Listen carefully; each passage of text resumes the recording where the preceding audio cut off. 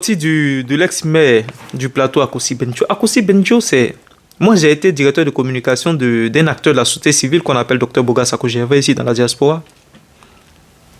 Et nous avons eu à faire des sorties avec le maire Akossi Benjo. Je salue tout l'engagement de l'ex-maire Akossi Benjo. Je salue toutes ses actions antérieures, tout son engagement au sein du PDCRDA. On ne peut pas remettre en cause ses actions au sein du PDCRDA. C'est quelqu'un qui a œuvré pour le PDCRDA, qui s'est exilé pour le PDCRDA. Donc c'est quelqu'un qui a quand même un passif colossal au sein du PDCRDA. Je le respecte pour cela. Mais on a l'impression qu'il est dans un combat vraiment contre la nouvelle génération. On a l'impression pour certains, parce qu'on a amassé un certain nombre d'années dans un parti politique, donc systématiquement, on se doit dans l'obligation ou on s'acquiert le droit de prendre la succession. Ou on s'arroge le droit d'être prioritaire même sur ceux qui ont certainement les compétences de bien gérer. C'est-à-dire on met de côté les compétences de gestion. Ici, je le disais dans l'un de mes posts, que les ambitions sont naturelles. On peut avoir des ambitions, mais restons quand même logiques et restons optimales. Chaque ambition a ses compétences à développer. Chaque ambition a ses qualités qui vont avec. Mais je suis désolé de dire à l'ex-maire du plateau, Akossi Benjo, qui n'a pas les qualités ni les compétences de diriger le PDCRDA. Quand je le dis, c'est en connaissance de cause. Parce qu'Akossi Benjo, moi, j'ai rencontré Akossi Benjo. On l'a vu ici dans les manifestations ici à Trocadéro, à Paris. Akossi Benjo peine même à articuler. L'ex-maire du plateau peine même à prendre la parole. Et tous les communiqués, la prise de parole était généralement faite ici dans la diaspora par Dr Boga Sako Gervais.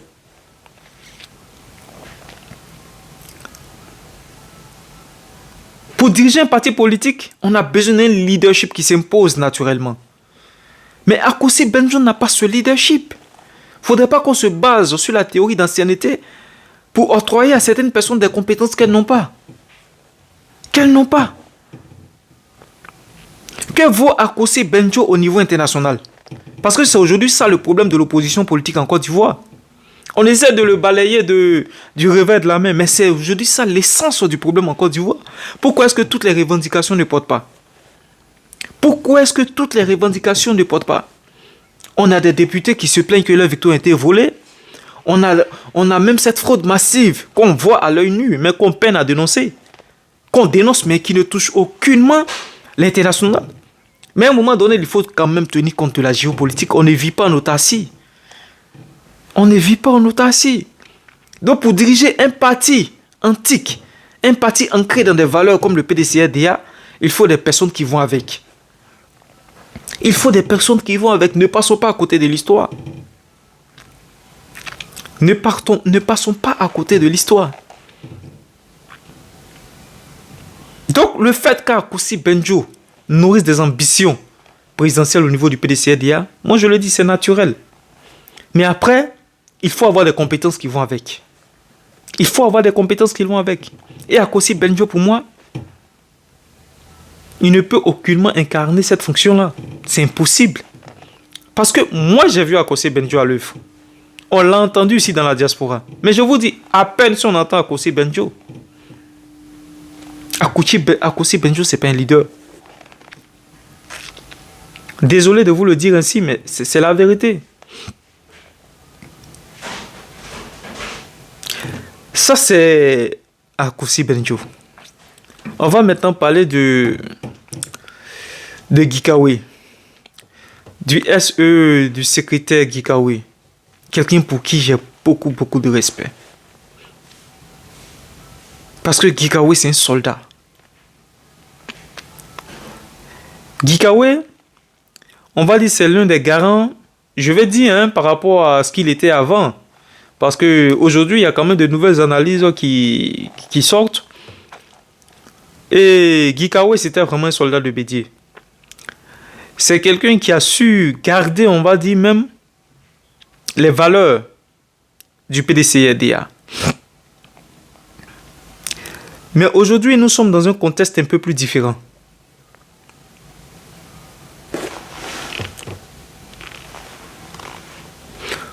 Aujourd'hui,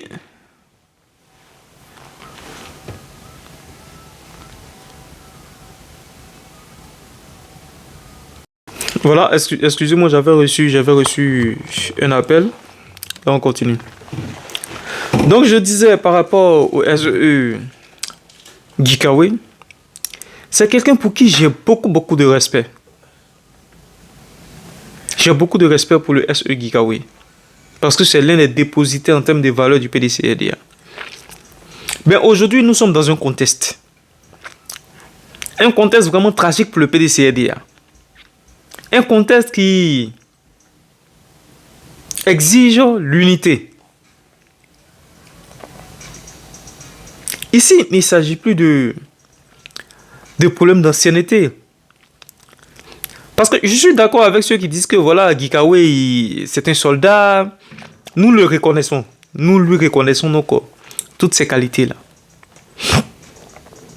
Mais aujourd'hui, nous devons faire un choix optimal. Et la proposition qui est faite, on a l'impression d'être un peu dans une forme de manipulation, dans une forme de manigance. Dans une forme de... On va dire de complicité. Ou même d'hypocrisie envers le ministre Idian Thiam. Pourquoi je le dis? Vous voyez, quand ils ont annoncé donc l'ouverture des candidatures, non, même pas l'ouverture des candidatures, mais avec toute cette spéculation faite autour de l'élection présidentielle du PDCRDA, il y a d'office des candidats qui ont annoncé qu'ils ne pouvaient pas prétendre à ce poste-là, d'autant plus que voilà, ils ne comptabilisaient pas les 10 années de présence au niveau du BP.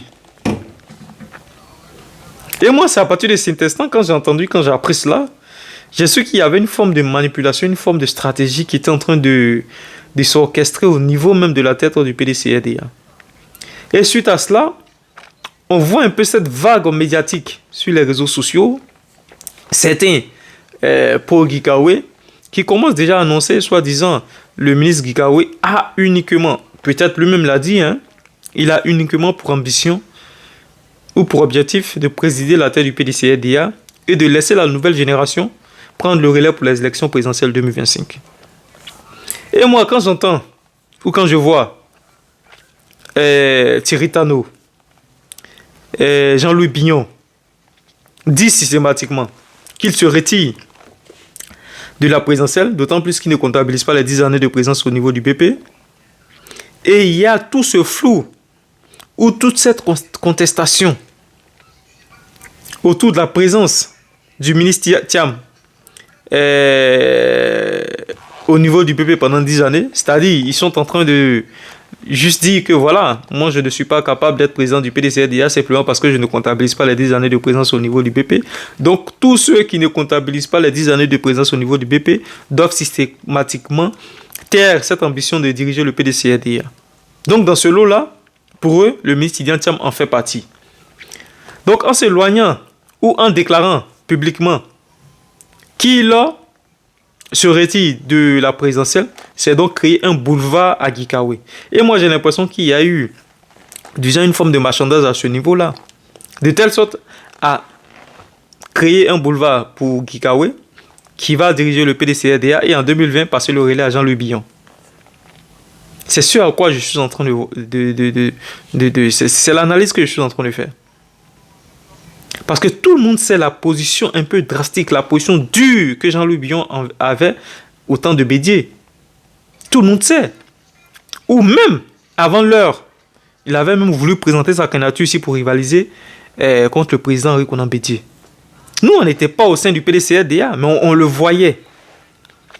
Jean-Louis Bignon, depuis longtemps, nourrissait cette ambition de diriger la Côte d'Ivoire. Depuis longtemps. Et même au niveau du PDCRDA, il y avait cette fracture-là, il y avait cette division-là.